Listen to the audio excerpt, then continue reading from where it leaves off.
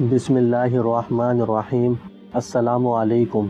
پیٹ درد ختم ہونے کا نام نہیں لے رہا، ٹینشن ڈپریشن ختم ہونے کا نام ہی نہیں لے رہی، ایسا زخم جس کے جلدی ٹھیک ہونے کے کوئی آثار نظر نہیں آ رہے، والدین اولاد کی مسلسل نافرمانی سے تنگ آ چکے ہیں، یہ بیماریوں نے ہر طرف سے گھیر رکھا ہے۔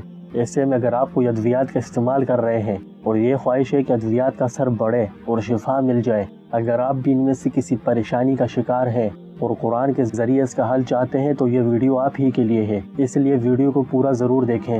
بلا شبہ قرآن پاک کی تمام صورتیں فضائل اور برکات کے اعتبار سے ہر مسلمان کو فائدہ پہنچاتی ہیں اور قرآن کی ہر صورت میں بڑے بڑے فوائد پوشیدہ ہیں۔ آج ہم قرآن عظیم کی ایک بہت ہی بہترین صورت کے بارے میں جانیں گے جس کے متعلق حدیث مبارکہ میں بہت سے فضائل بیان ہوئے ہیں، اور یہ صورت سورہ لقمان ہے۔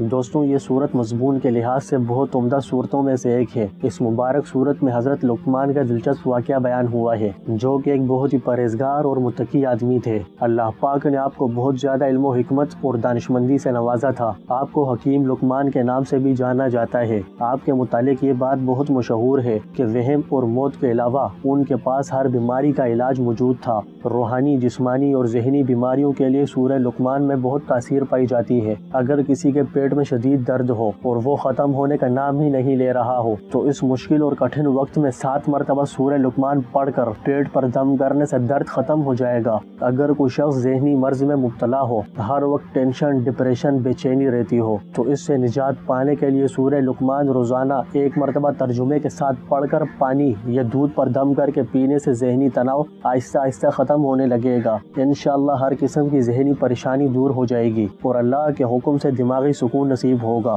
ایسا زخم جس کے جلدی ٹھیک ہونے کے کوئی آثار نظر نہیں آتے ہو اور ڈاکٹر نے اس زخم کے ٹھیک ہونے کے لیے بہت لمبا ٹائم بتایا ہو، تو ایسے شخص کو چاہیے کہ وہ علاج کے ساتھ ساتھ سورہ لقمان کی 1 مرتبہ تلاوت کرے اور اسے لکھ کر اپنے پاس رکھ لے۔ اس طرح زخم جلدی ٹھیک ہو جائے گا۔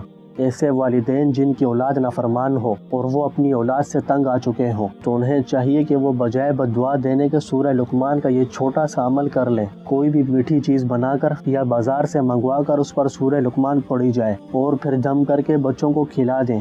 اگر کوئی شخص ہر طرف سے بیماریوں میں گھرا ہوا ہو تو ایسے شخص کے لیے سورہ لقمان میں بہت تاثیر ہے۔ اس سورت کو 3 مرتبہ پڑھ کر بیمار پر دم کرنے سے اسے شفا ملتی ہے۔ اور اگر کوئی شخص بیماری میں مختلف ادویات کا استعمال کرتا ہو تو ادویات کا اثر بڑھانے کے لیے سورت کو 1 مرتبہ ترجمے کے ساتھ پڑھ کر ادویات پر دم کرنے سے ان میں بہت تاثیر پیدا ہوتی ہے اور پھر یہ شفا کا باعث بنتی ہے۔ یقیناً آپ کو یہ تمام باتیں سمجھ میں آ گئی ہوں گی۔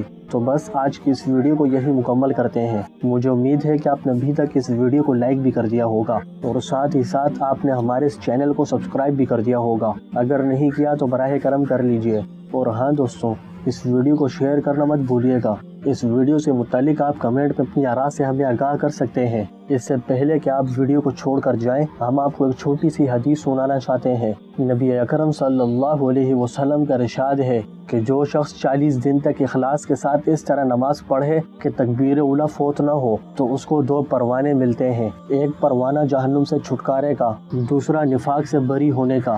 اس پیاری سی حدیث کے بعد مجھے دیجیے اجازت۔ اللہ حافظ۔